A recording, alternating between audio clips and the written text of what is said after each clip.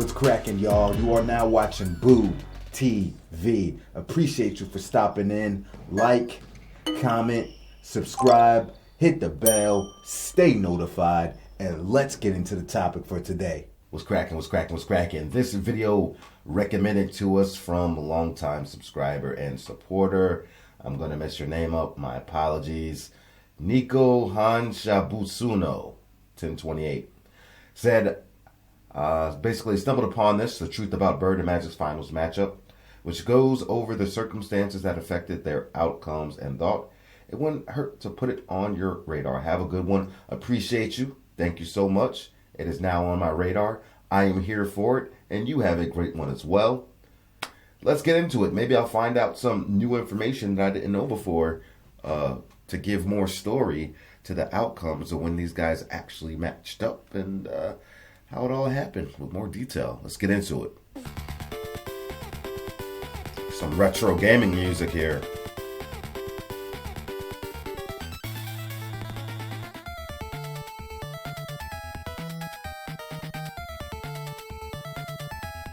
They were two of the greatest players in the sport's history, and their legendary rivalry is what saved the image and popularity of the NBA in the 1980s. Throughout the decade, Magic Johnson and Larry Bird represented two very different teams on two very different sides of the country. Magic with the fast-paced, free-flowing West Coast Los Angeles Lakers, and Bird with the tough, hard-working Celtics in New England. Every single final series of the 80s featured either the Lakers or the Celtics, and the two teams ended up playing each other in 1984, 85, and 87. But something I haven't seen talked about much is how in their three finals matchups during that era, none of them were completely on an even playing field. I'm not someone who likes to say, oh, this championship doesn't count, or this one has an asterisk. That's really not what I'm trying to do with this video. I'm not trying to take away what these guys did. These are more just observations I've made about the 84, 85, and 87 finals. So, without further ado, here we go. That pass. Out of the three Lakers-Celtics finals matchups in the 80s, 1984 was the closest to an even-handed series, in my opinion. So for the most part, I'll just be giving a summary of what happened. But there are a few key things I want to hit on as well. First, and probably the most important, is how the Lakers Hall of Fame forward Jamal Wilkes was injured. In his 10th season in the league, Wilkes was still very much a key piece on the Lakers, as he averaged 17.3 points on 51.4% shooting. In the 83-84 regular season, the Lakers primarily ran a starting lineup with Wilkes at small forward and James Worthy at power forward, but Wilkes ended up missing the first 7 games of the 1984 playoffs due to a developed gastrointestinal virus. Even when he recovered enough to finally play again, Wilkes became much less impactful. He lost his starting spot, and in the finals, he only averaged 4.6 points and 14.1 minutes per game. The Celtics had made a few tweaks to their roster since their first championship of the decade in 81. They added guys like Danny Ainge, Scott Wedman, and Quinn Buckner, but the biggest acquisition they made was acquiring Hall of Famer Dennis Johnson as a way to improve the team's perimeter defense. Anyway, onto the actual finals. The Lakers were in clear control of Game 1, as they outran Boston to the tune of a 115-109 win. Game 2 was much of the same, but with less than 20 seconds left in the game, and the Lakers up by 2, James Worthy made a pass that ended up being picked off by Gerald Henderson, who then tied the game with a layup. In total shock, Magic ended up dribbling out the clock, and the Lakers ended up losing in overtime. Back in LA for Game 3, the Lakers powered their way to a 137-104 win. Bird was absolutely livid after the game was over. As of this video, it's the worst beating Boston has ever taken in a finals game, and in the locker room, Bird went off on his teammates, calling them sissies. The Lakers were feeding off of fast break and easy chance opportunities, and the Celtics knew they had to stop this. So, they concocted a new plan that they would enforce the very next game. They had to take somebody out. And that somebody ended up being Kurt Rambis, who got clotheslined by none other than Kevin McHale on a fast break. Most would have thought it would have been Bird, or ML Carr, or maybe Cedric Maxwell who would have done it, not nice guy Kevin McHale. According to Magic, this was the moment that changed the course of the series, because it showed the Lakers they weren't as mentally tough as the Celtics. After the clothesline, everybody started fighting. Kareem and Bird got into it. Bird knocked over Michael Cooper on an inbound. It was a mess. but the Celtics ended up winning Game 4, 129-125.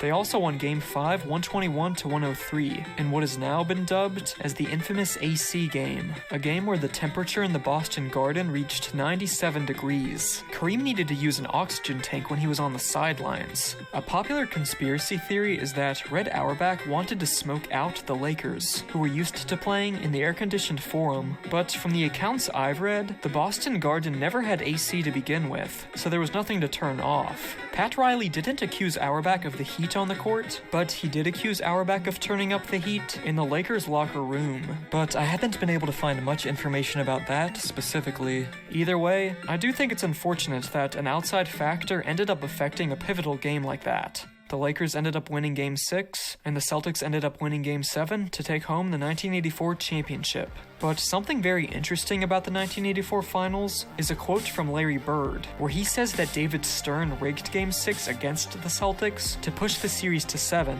Stern told a fan that the NBA needed a 7-game series, that the league needed the money. When the commissioner makes a statement like that to a fan, you know it's going to be tough. When Stern makes a statement like that, things are going to happen. You just don't make statements like that and expect anything out of it. He's the commissioner, and he shouldn't be saying anything like that. The NBA wanted a 7th game because they wanted to make more money, and they got their wish. I haven't been able to find... Whoa, I've never heard that tidbit. That, wow. And if... Obviously, Larry got that from a source, trustworthy source, for him to speak on it with absolute, confidence. So, I could definitely see Stern saying some shit like that. But as a commissioner, even if that is what you're going on, it is stupid to say something like that to somebody. Keep that shit to yourself. But, I mean, there's been some scandalous stuff throughout the history of the NBA. Rigged. Scandals. Find a lot of information to back this claim up. But considering how many shady things Stern was accused of throughout his career, as well as how lucrative a Magic and Bird finals could have been to a league that was still trying to break through as a powerhouse, honestly, I think there could be some truth to Bird's claim. Again, Wilkes being a non-factor and a few weird moments do make 1984 somewhat questionable. But still, for the most part, I think this was the closest Bird and Magic got to having an even matchup in the finals.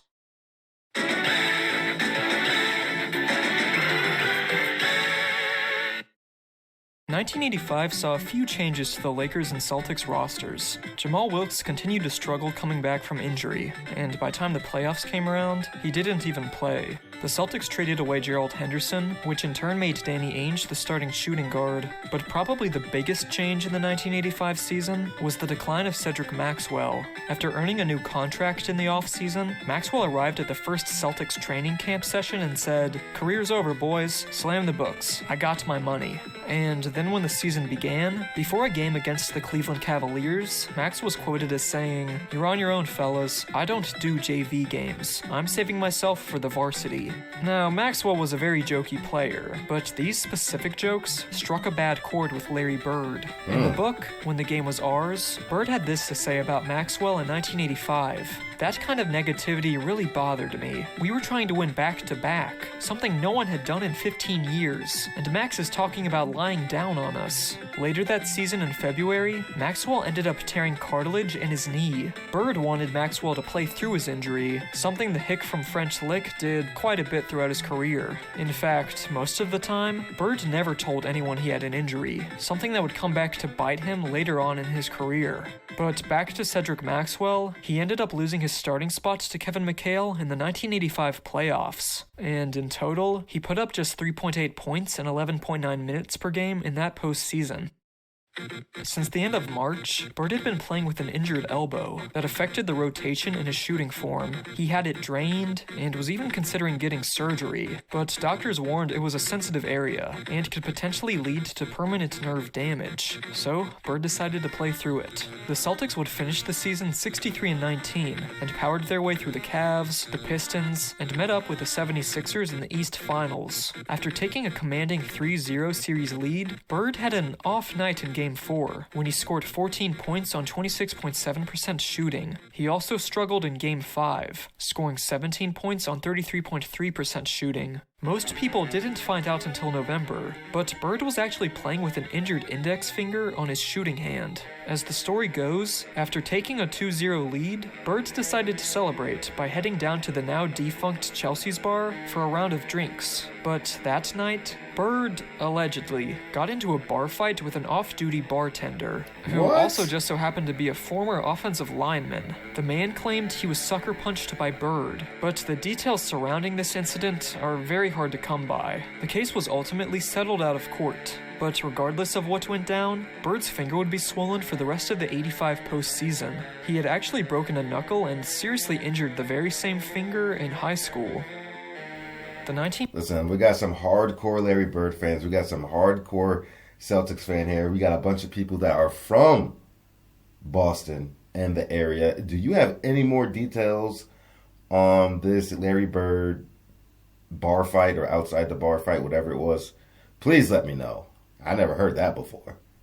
1985 finals were the first time the league implemented the 2-3-2 format, something they would use in every finals up until 2014. The Celtics got to play the first 2 games at home, but then the Lakers had games 3, 4, and 5 at the Forum. LA must have been pretty happy about this, because throughout NBA history, Game 5 is often the most important game in a playoff series, but especially in the 80s, when home court advantage was much more impactful than it is nowadays. Speaking of Game 5, it's possible the Celtics starters got burned out playing heavy minutes, since the only other players Casey Jones put in the game were Scott Wedman, who played 19 minutes, and Cedric Maxwell, who played just 5 minutes. Here's the total number of minutes each Celtic played in the '85 finals. The reason for this probably goes back to the decline of Maxwell and McHale becoming a starter. Without McHale leading the second unit, the team's depth wasn't as good as it was the previous year. Bird played well in the finals, but due to his elbow and finger injuries, as well as Michael Cooper's suffocating defense, he could only do so much. In Game 2, he shot 9 of 21. In Game 3, he shot 8 of 21, and in Game 6, he shot 12 of 29, which ended up being a closeout victory for the Lakers. But just because the season was now over, didn't mean Bird would be safe from injuries. While Magic was off celebrating in the Bahamas, Bird was shoveling gravel in Indiana, trying to build a driveway for his mother's house. After a day of hard work, Bird settled down for a long night's sleep. But when he woke up the next morning, something was wrong. He felt very stiff in his back, and after walking around his bedroom in an effort to shake it off, the pain only seemed to get worse. When he tried to lay down on the ground, sharp pains shot down his legs. As it turns out, Bird had just triggered a chain reaction of back problems that would affect the rest of his career. Bird was born with a narrow canal in his spinal cord, the canal where nerves travel through, so this injury was a lot more devastating. He didn't play basketball for the next 3 weeks. When his Celtics teammate Quinn Buckner phoned him up one day, asking him if he wanted to practice, Bird responded with 4 simple words. "Quinn, I'm in trouble." Thanks to Bird undergoing some physical therapy throughout the season to help with his mobility, he was well enough to win his 3rd straight MVP and win his 3rd championship in 1986. But by 1987, things began going bad for the Celtics. It started with the tragic death of Len Bias, a moment that shocked the NBA so much that teams began hiring private investigators to examine their future draft picks. The next one to fall was Bill Walton. The reigning 6th man of the year broke his pinky in a preseason scrimmage, and as he was rehabbing by pedaling on a stationary bike, he hurt his ankle and ended up needing surgery. Then, it was Scott Wedman. Wedman had gotten injured in the 1986 playoffs, but thanks to a left heel injury in 1987, he only played in 6 regular season games and missed the entire postseason. Robert Parrish ended up spraining his left ankle, but the biggest blow to the team was Kevin McHale breaking his navicular bone in his right foot on March 27th. Doctors urged McHale to get surgery, warning that if more stress was put on the injury, it could potentially be career-ending. But McHale decided to take his chances, and finished out the regular and postseason on that bad foot. Not to mention, Larry Bird was receiving an hour of painful mobilization therapy to his back every single day, just so he would be able to step foot on the court. Despite Warriors. these complications, the Celtics still had enough gas left in the tank to beat the bad boy Pistons in the East Finals and make it to the 1987 Finals, the last series Bird and Magic would ever play against each other. The Lakers and Celtics matchups of the 80s had always been a tale of fast break basketball versus a slower, half-court style, but in games 1 and 2, this difference was more obvious than it had ever been. The 87 Lakers just might be the fastest team in NBA history, and they pulled ahead to a 2-0 series lead. If you thought the 1985 Celtics relied on their starters too much, just look at the minutes in 87. The Celtics did get their hopes up in Game 3, but Magic Johnson's baby skyhook and Larry Bird's missed buzzer beater in Game 4 all but confirmed that the Lakers had this one in the bag. After 1987, the Lakers would make 3 more finals and win another championship in 88. Bill Walton spent the entire 87 offseason locked in his Cambridge home, mourning over the end of his career. Bird came to visit him a few times, but stopped when it became just too depressing even for him. Kevin McHale got surgery on his foot in that offseason as well, and although he played 6 more seasons, he was never the same player. Larry Bird would continue to suffer extreme back pain and would end up getting surgery in both of his heels to remove bone spurs. The doctors even said it was a miracle Bird lasted as long as he did in that condition. The only reason he kept on going was that competitive voice that kept telling him, one more season, just in the hope that he would get another chance to play against Magic in the finals. So, what do you think? Do I have a point? Could these finals have been even better? Or am I completely crazy, and they're perfect as they are? Which of the 3 finals matchups is your favorite? Let me know in the comments, and I hope you have a good day.